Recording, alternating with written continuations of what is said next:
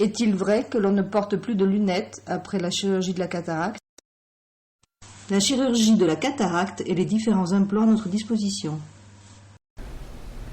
Donc effectivement, le fait de se faire opérer de la cataracte permet le plus souvent de devenir beaucoup plus autonome de ses lunettes que l'on était auparavant.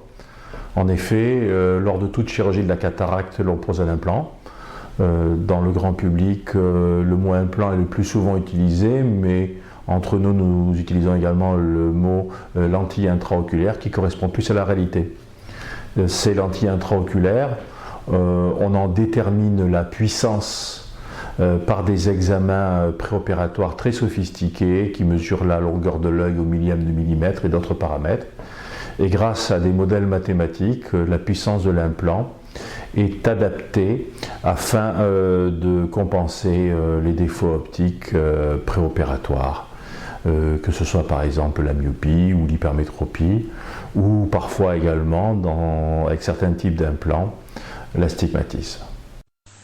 Quels sont les différents types d'implants? Oui, effectivement, il existe différents types d'implants intraoculaires ou de lentilles intraoculaires.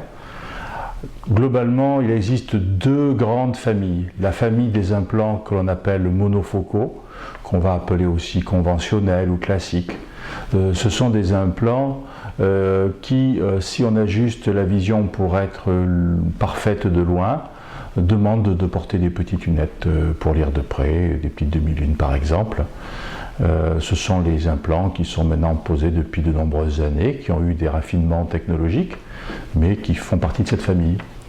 Il existe une petite nuance dans ces implants monofocaux, ce sont les implants toriques, qui eux aussi sont faits pour donner une bonne vision de loin et qui nécessitent des petites lunettes de près, mais ces implants toriques permettent eux de corriger un astigmatisme qui est un petit défaut optique qui en général a toujours existé chez un patient et qui le gênerait un petit peu en vision de loin.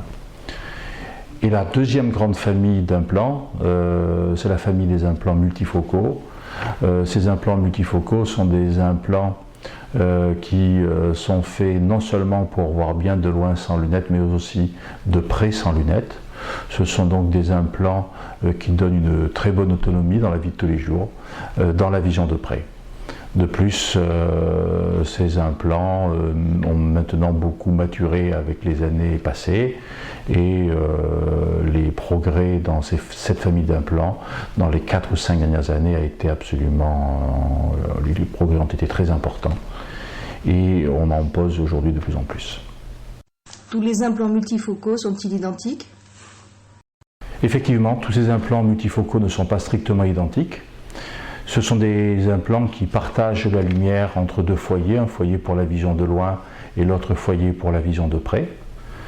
Cette vision de près peut être un petit peu différente, et en particulier la meilleure distance de vision peut être un petit peu modulée entre différents implants, certains donnant une vision optimale à 35 cm, d'autres à 45, d'autres plutôt à 60.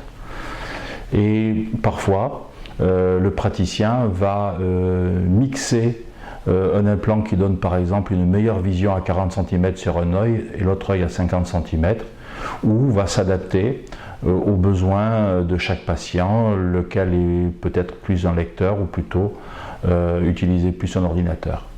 Le patient sera donc systématiquement interrogé avant la chirurgie sur quelles sont ses habitudes de vie. Il est parfois un peu difficile de faire partager à un patient toute l'expérience que l'on peut avoir avec ces implants et le patient devra en général faire confiance au praticien afin qu'il lui choisisse la meilleure formule possible d'implants multifocaux. Quel est le coût de la pose de ces implants évolués? Il existe effectivement un petit surcoût pour un implant multifocal, voire aussi parfois pour un implant torique. Mais ce surcoût est en général faible, de quelques centaines d'euros, et l'on s'y retrouve en général très rapidement puisque la plupart du temps, ou bien on évite complètement les lunettes, ou bien si on a des petites lunettes d'appoint dans certaines circonstances rares, elles sont de faible puissance, bon marché, ne sont en général quasiment jamais renouvelées. Donc C'est le faible coût de ces implants multifocaux ou toriques est en général très rapidement gommé par l'économie que l'on peut faire dans l'achat de lunettes. Est-il possible de porter des petites lunettes après ce type d'intervention?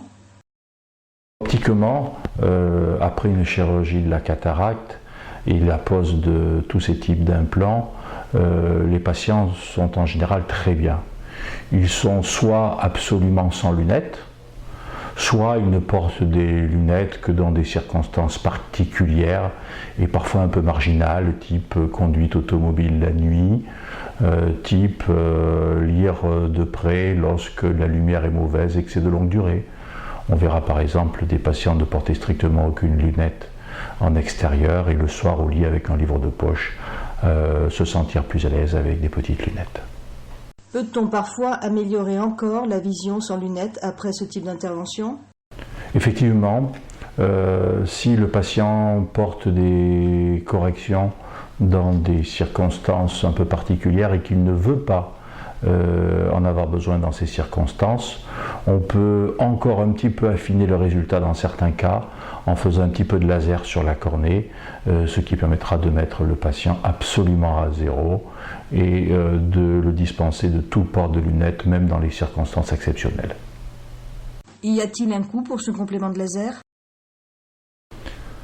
Alors concernant ce petit complément de laser qui est très rarement pratiqué dans les semaines ou les mois qui suivent l'implantation, sa fréquence est très rare et cela correspond toujours à un patient qui a une certaine exigence de perfection absolue qui ne cadre pas avec le but initial d'une chirurgie de la cataracte, qui n'est pas de ne porter strictement aucune lunette, mais de récupérer une vision que l'on n'avait pas avant, avec ou sans lunettes.